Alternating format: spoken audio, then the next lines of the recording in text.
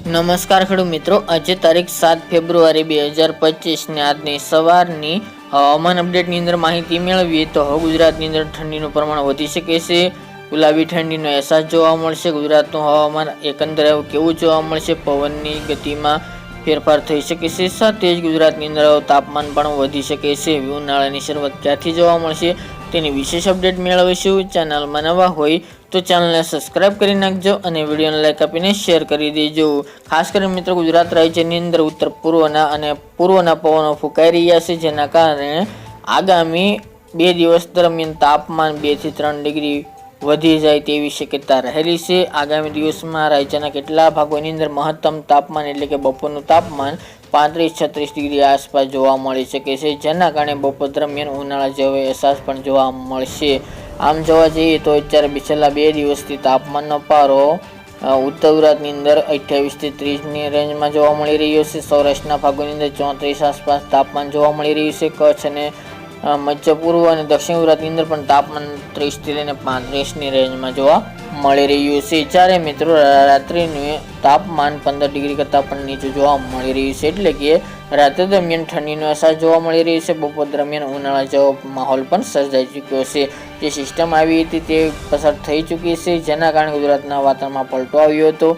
પરંતુ હવે ગુજરાતની અંદર આગામી દિવસમાં કોઈ હવામાનમાં પલટો આવે તેવી શક્યતા જોવા મળતી નથી.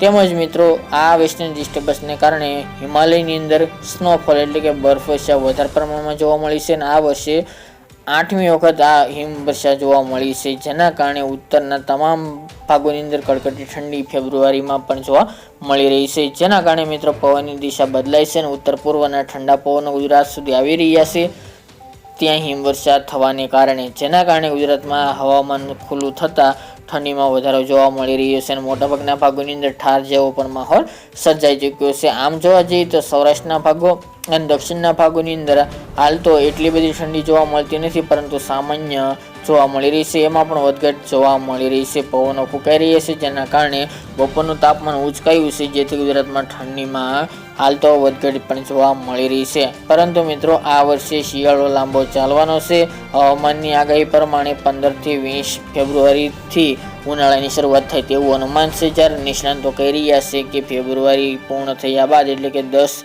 માસ આસપાસ ગુજરાતની અંદર ઉનાળાની શરૂઆત જોવા મળશે. પરંતુ હાલની અપડેટ પ્રમાણે અમે જણાવીએ તો 20 તારીખ બાદથી ગુજરાતમાં તાપમાન ઘણું બધું ઊંચું જાય તેવી શક્યતા રહેલી છે. ગયા વર્ષની સરખામણીએ તાપમાન આ વર્ષે ગયા વર્ષની જેમ જ જોવા મળશે, પરંતુ મિત્રો થોડા દિવસો લેટ થઈ શકે છે. બાકી મિત્રો, ગુજરાતમાં આમ જોવા જઈએ તો માર્ચથી ઉનાળાની સાચી શરૂઆત ગણી શકાય. બાકી મિત્રો, વધુ અપડેટ આગામી દિવસમાં જણાવીશું. આ હતી મિત્રો આજની વહેલી સવારની અપડેટ.